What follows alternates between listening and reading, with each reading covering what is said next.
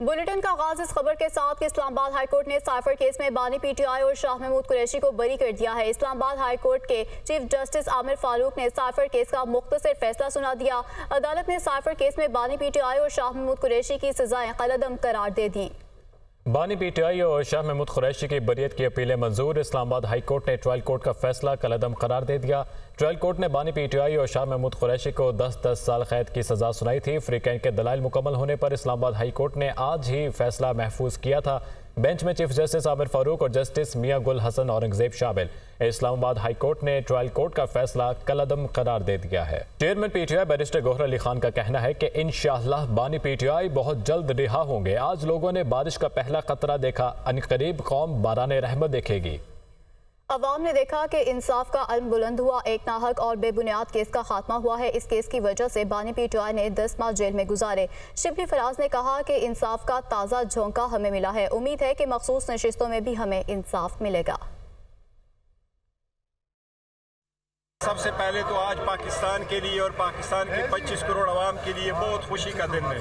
आज अवाम ने देखा कि हक का फैसला आ गया, इंसाफ का आलम बुलंद हुआ और अल्हम्दुलिल्लाह वो जो नाहक और बेसलेस केस था उसका खात्मा हुआ। हमेशा अदलिया का एहतराम किया, हमेशा अदलिया पे एतमाद किया और अदलिया से हम आज भी उम्मीद लगाए बैठे कि इंशाअल्लाह ताला हक का बोल बाला होगा। अगर इंसाफ का ये एक ताज़ा झोंका हमें मिला है तो हम यही तवक्को रखते हैं कि इस वक्त हमारा एक दूसरा अहम केस है जो कि हमारी रिजर्व सीट्स का है, जो कि सुप्रीम कोर्ट में चल रहा है। इंशाअल्लाह उसमें भी हमें इंसाफ मिलेगा और जो मैंडेट पाकिस्तान के अवाम ने हमें दिया है उसकी जो रिफ्लेक्शन है वो पार्लियामेंट में भी नजर आनी चाहिए। ना हक कैद उनको दी गई। पिछले 9-10 महीनों से जो वो पाबंदे सलासल हैं वो वक्त तो कोई नहीं लौटा सकता, मगर अल्लाह का शुक्र है हर चीज़ का कोई मकसद होता है, उसमें भी कोई मसलहत होगी।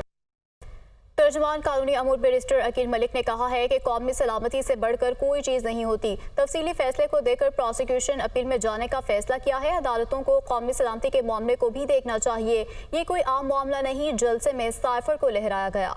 उन्होंने इस्लामाबाद में प्रेस कॉन्फ्रेंस के दौरान मजीद कहा कि साइफर एक हकीकत है, इसे झुठलाया नहीं जा सकता। बानी पीटीआई ने साइफर को जाती मकासद के लिए इस्तेमाल किया। साइफर की एक कॉपी मिसिंग है। साइफर केस में बानी पीटीआई को नाहक कैद में रखने का जवाब कौन देगा? साइफर केस बनाने वालों, उसका गलत रंग देने वालों और झूठी गवाहियां देने वालों को सजा दिलवार कर दम लेंगे। वज़ीर आला अली अमीन गंडापुर का फिर जारिहाना अंदाज। वफाकी हुकूमत बजट में हमारा हिस्सा नहीं रखेगी तो दमादम मस्त कलंदर होगा। हमें हमारा हक नहीं मिलेगा तो भरपूर रद्द-ए-अमल आएगा। हम पैसे मांगते हैं तो हमें कहा जाता है कि हमारा रवैया ठीक नहीं। हमें पैसे नहीं दिए जा रहे तो बताया जाए कि पैसे किधर जा रहे हैं। वज़ीर आला खैबर पख्तूनख्वा का खैबर पख्तूनख्वा असेंबली में इजहार ख्याल। कोई सियासी जमात आइन के तहत इजाफी मखसूस नशिस्तें नहीं ले सकती। Justice Munib Akhtar. Election commission के अहकामात में कोई मंतक नहीं लगती। सुप्रीम कोर्ट में सुन्नी तहत काउंसिल की मखसूस नशिस्तों की अपील पर फुल कोर्ट समात। नून लीग, पीपल्स पार्टी, MQM और JUIF की सुन्नी तहत काउंसिल की अपील की मुखालिफत। कौमी असम्बली के 22 और सूबाई असम्बली की 55 नशिस्तों पर तनाज़ा है। वकील फैसल सिद्दीकी। मखसूस नशिस्तें किसको दी गई, बेनिफिशरी कौन थे? चीफ जस्टिस काजी फैज़ ईसा का इस्तफसार। PTI सियासी जमात है, इसको मखसूस नशिस्तें मिलनी चाहिए। जस्टिस अतर मिनुल्लाह। अवाम को कभी इंतखाबी अमल से अलग नहीं किया जा सकता। जस्टिस अतर मिनुल्लाह ने ये रिमार्क्स दिए।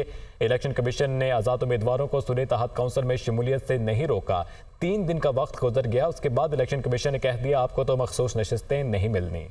कराची प्रेस क्लब के बाहर असातिज़ा का एहतजाज किया गया है। टीचर्स और पुलिस आमने सामने आ गई। पुलिस ने धावा बोल दिया। मुतादिद असातिज़ा को गिरफ्तार भी कर लिया गया है। पुलिस का रेड जोन की तरफ बढ़ने वाले मुजाहिरीन पर लाठी चार्ज किया गया।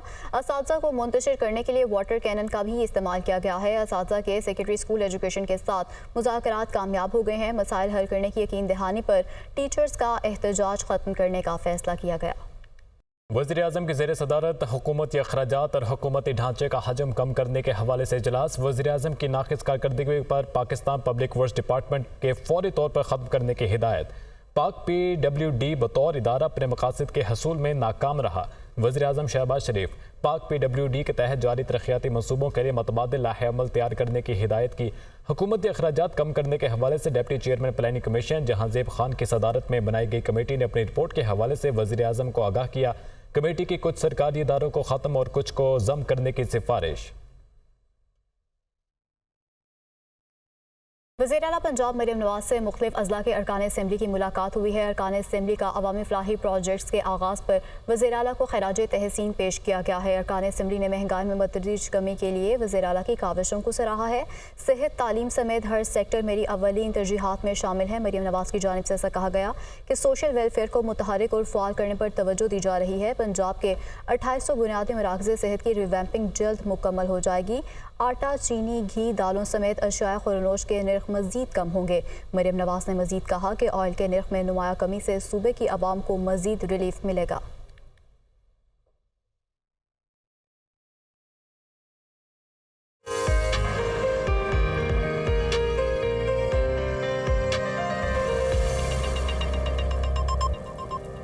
मुल्क के बेशतर इलाके शदीद गर्मी की लपेट में, दिन के वक्त घरों से निकलना मुहाल। भक्कर और कोटादू में दर्जा हरारत 48 डिग्री रिकॉर्ड। डेरा गाजी खान, दादू, जकबाबाद, सिब्बी, मंडी बहाउद्दीन, गुजरांवाला, नूरपुर, थल में पारा 47 को छू गया।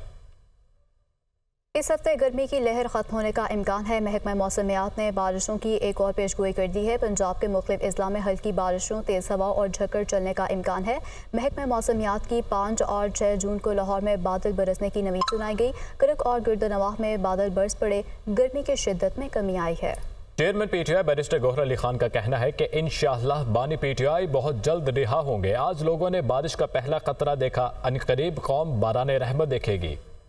अवाम ने देखा कि इंसाफ का अलम बुलंद हुआ। एक नाहक और बेबुनियाद केस का खात्मा हुआ है। इस केस की वजह से बानी पीटीआई ने 10 माह जेल में गुजारे। शिबली फराज ने कहा कि इंसाफ का ताज़ा झोंका हमें मिला है। उम्मीद है कि मखसूस नशिस्तों में भी हमें इंसाफ मिलेगा। सबसे पहले तो आज पाकिस्तान के लिए और पाकिस्तान के 25 करोड़ अवाम के लिए बहुत खुशी का दिन है। आज अवाम ने देखा कि हक का फैसला आ गया, इंसाफ का आलम बुलंद हुआ और अल्हम्दुलिल्लाह वो जो नाहक और बेसलेस केस था उसका खात्मा हुआ। हमेशा अदलिया का एहतराम किया, हमेशा अदलिया पे एतमाद किया और अदलिया से हम आज भी उम्मीद लगाए बैठे कि इंशाअल्लाह ताला हक का बोल बाला होगा। अगर इंसाफ का ये एक ताज़ा झोंका हमें मिला है तो हम यही तवक्को रखते हैं कि इस वक्त हमारा एक दूसरा अहम केस है जो कि हमारी रिजर्व सीट्स का है, जो कि सुप्रीम कोर्ट में चल रहा है। इंशाअल्लाह उसमें भी हमें इंसाफ मिलेगा और जो मैंडेट पाकिस्तान के अवाम ने हमें दिया है उसकी जो रिफ्लेक्शन है वो पार्लियामेंट में भी नज़र आनी चाहिए। ना हक कैद उनको दी गई। पिछले 9-10 महीनों से जो वो पाबंदे सलासल हैं वो वक्त तो कोई नहीं लौटा सकता, मगर अल्लाह का शुक्र है हर चीज़ का कोई मकसद होता है, उसमें भी कोई मसलहत होगी।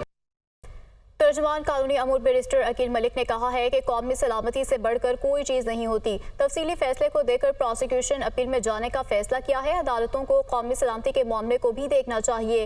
ये कोई आम मामला नहीं। जलसे में साइफर को लहराया गया। उन्होंने इस्लामाबाद में प्रेस कॉन्फ्रेंस के दौरान मजीद कहा कि साइफर एक हकीकत है, इसे झुटलाया नहीं जा सकता। बानी पीटीआई ने साइफर को ज़ाती मकासद के लिए इस्तेमाल किया। साइफर की एक कॉपी मिसिंग है।